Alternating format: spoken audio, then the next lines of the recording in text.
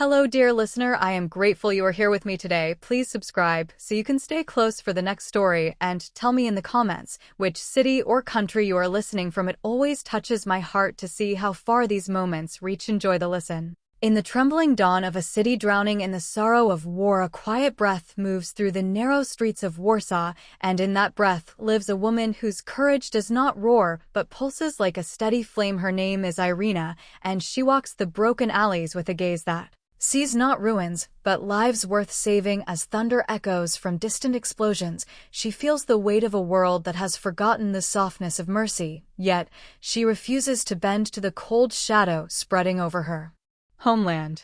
People move like ghosts behind the new walls that carve the city into pieces. Mothers clutch children, fathers carry memories tighter than their own hunger, and in the middle of this quiet devastation, Irena steps forward carrying bandages, medicines, and a heart carved from fierce tenderness. Jan waits for her in their small apartment, his hands trembling as he folds worn blankets into a hidden crate. He knows the danger that stalks them, yet he also knows that danger has never stopped her, not even for a single night. When she steps through the door, he can see the pain in her eyes, and yet he also sees the fire she tries to hide. He touches her arm, and he lets his voice fall into a whisper softer than breath. Irena, whatever you are about to say, I already know, and I am with you. She looks at him as if searching for permission she does not need, and tells him that she cannot watch innocent children vanish into the silence of the ghetto, that she cannot stand aside while fear consumes the hearts of those who once knew joy. She speaks not of heroism but of duty born from compassion, and Jan simply nods, because he has never loved anyone who carries courage like a second heartbeat. And so it begins, their mission, quiet, determined, dangerous, a mission woven through alleys, courtyards, sewers, and secret doors. They create a path of hope beneath the boots of occupiers. Their home becomes a living map of whispered routes and hidden shelters, each line written with trembling hands, each plan shaped by love for children they have not yet met.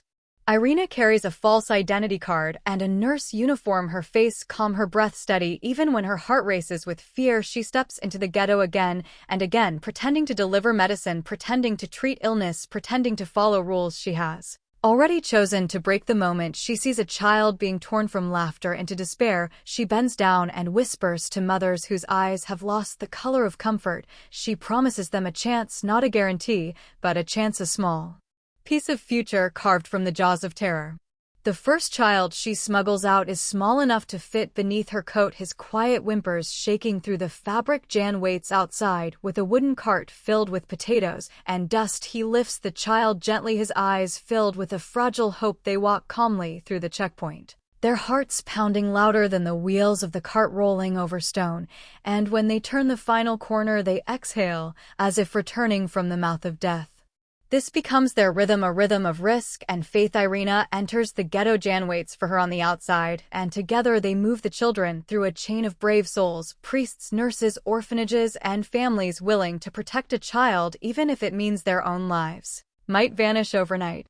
Each night when silence settles over the city, they sit by a small table writing down the real names of every rescued child, and next to each name they write the new identity, the one the child must use to survive. Irena rolls the tiny papers, places them in jars, and hides them under soil near an apple tree, hoping that one day, when the war ends, the children will know who they truly are. But hope has enemies and courage has shadows, and soon the enemy steps into their path. The Gestapo learns of a woman slipping children out of the ghetto. They appear at her door without warning, dragging her into a cold world of iron bars and flickering lamps. Jan tries to follow, but rifles shove him back into the street, his voice cracking. As he calls her name, the door slams, and she disappears into darkness.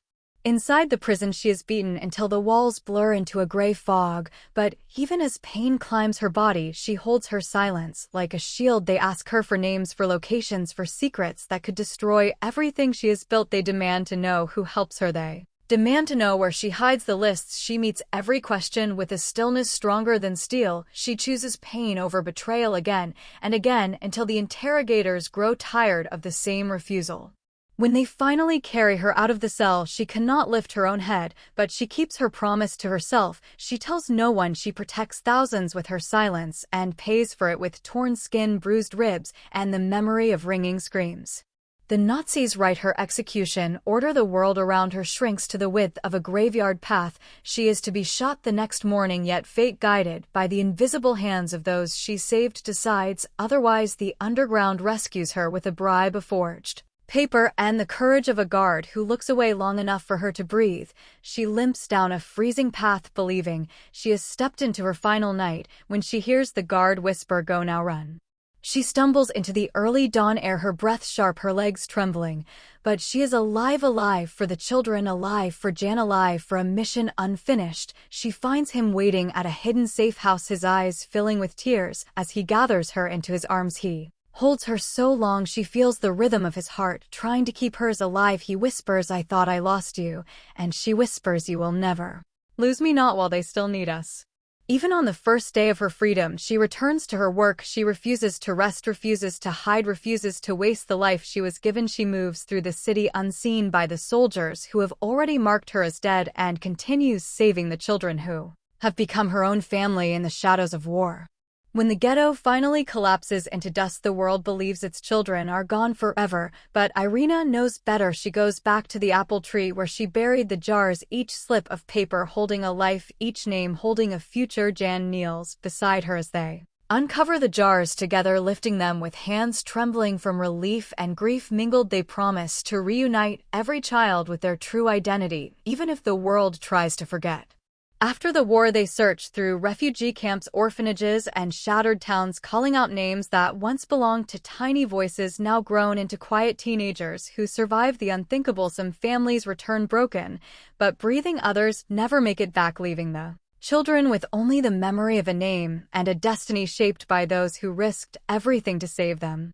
As years pass, the world begins to ask Irena how she found the strength to stand against so much cruelty. Her voice soft, she says she only did what her heart demanded. She says she saw people drowning and simply reached out her hand. She says she never felt like a hero, only a human who refused to stop caring. She says the true strength was not hers alone, because Jan stood beside her every step through fear and fire and into a future neither of them thought they would live to see.